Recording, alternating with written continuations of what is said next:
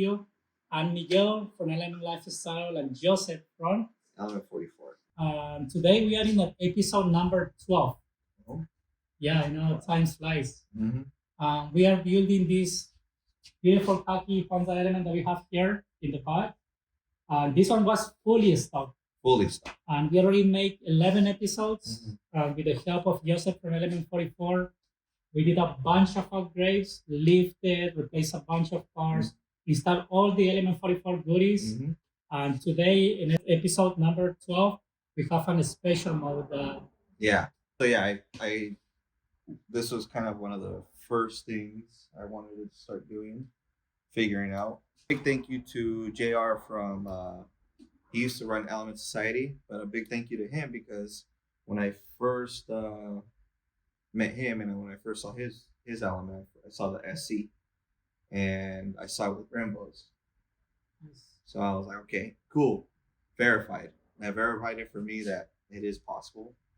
At first, I doubted it because of the wheel size, but yeah. So he was a big thank you to him because he's the one that verified it for me. Thank you, JR. Appreciate it.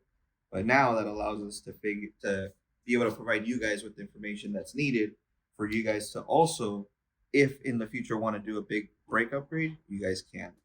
Joseph is gonna go through all the parts just to give you guys a better idea what you need. And again, thanks to JR for the inspiration. Yeah, thank you. Big part of the community, right? Appreciate it, yes. Thank you, JR. Okay, so these come off of a 2007, 2008 Acura TL Type S.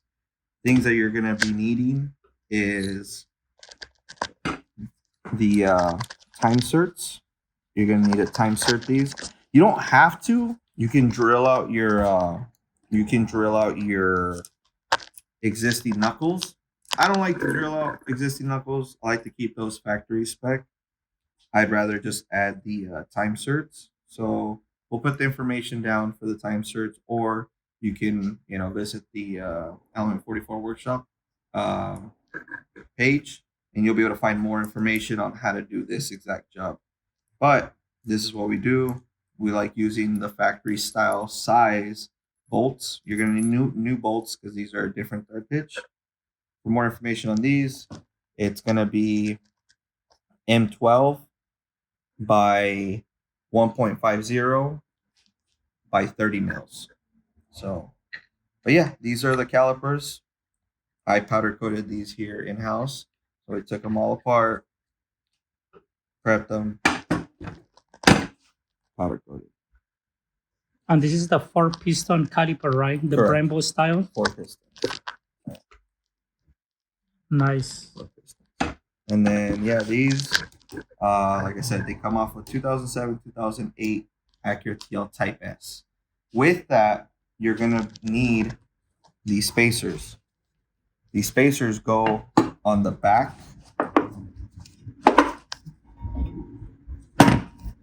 So when you install these, you put this on the hub, and then this obviously goes here.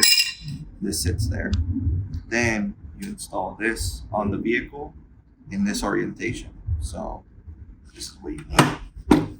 And then you will be needing minimum 3/4 inch spacers, because these calipers are a lot bigger.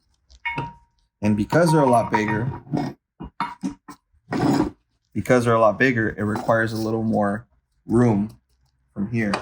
So we'll be adding a spacer to push that wheel out to allow us clearance for this area of the caliper. Nice. And also the rotors and brake pads are for the Acura TL Type S, right? Correct.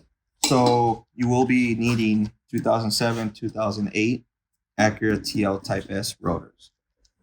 I know there's people that say, oh, you can also run S2000 rotors. Yes, that is 100% correct.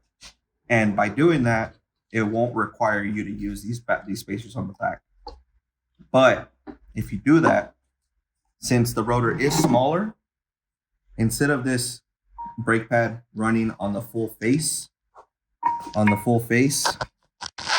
what it'll do is, it's a smaller rotor, so you'll have about that much exposed.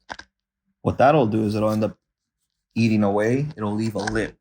So what you would have to do if you're going to do that, you would have to every 4 to 6 months take your brakes out and clean up that surface to make it flat again.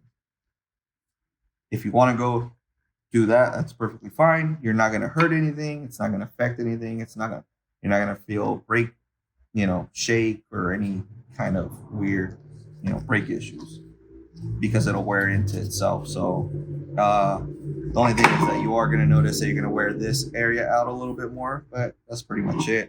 I would just recommend going this route with the bigger rotors with the spacer in the back. So I know there's, the same thing, the same mod you could do to the 2006 to 2011 Civic Si.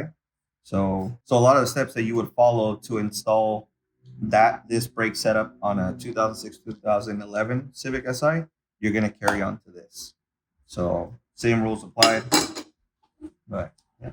Very good to note all this information, Joseph. So the purpose of these videos that we are making with Joseph is just to help the community. Correct. If anybody has other advices, to please comment, because it's a learning process for everybody. Mm-hmm. And we're just sharing our opinion or our experiences. Like, since I met you, what I will say, 3 years ago, mm-hmm. You've been running these brakes for about 3 years, right? It's about 2.5 years now. So what's your experience with these calipers and with this setup that we are putting together right now? So yes, I'm glad you bring that up because it is a good point that I do tend to forget to bring up. Your brake feel is going to change.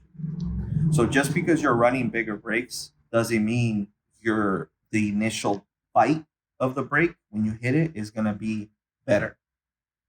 Not better, more responsive. That should be the better word. It won't be more responsive. Because we have 4 pistons now, it requires more fluid to be pushed into the brake caliper compared to this factory single piston. The factory single piston is quicker to response. That's why when you go to hit the brakes, it responds right away. It'll brake. This brake setup will not do that. What it'll allow you to do is it'll allow you to modulate the brakes a little bit more. So now you'll be able to hit the brakes a little bit harder without locking up the wheels so fast. But if you're, just say, towing a trailer or have a heavier vehicle setup where you have, your entire setup inside, we can sometimes put up to 1,000 pounds additional in our rigs. So this will allow you to just brake for a longer period of time. Whereas with the factory setup, your brake pads, they're slightly smaller, just a little bit, slightly smaller, and you have a smaller rotor. All that creates and holds heat for a longer period of time. Whereas a bigger rotor, you have more material to dissipate that heat. So that means you can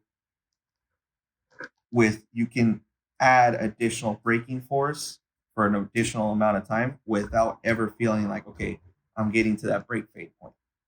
With obviously my vehicle setup, the reason why I did this was because I tow trailers. I tow my trailer with my bikes, and coming down the hills, sometimes you have to be on the brakes quite frequently because of the weight.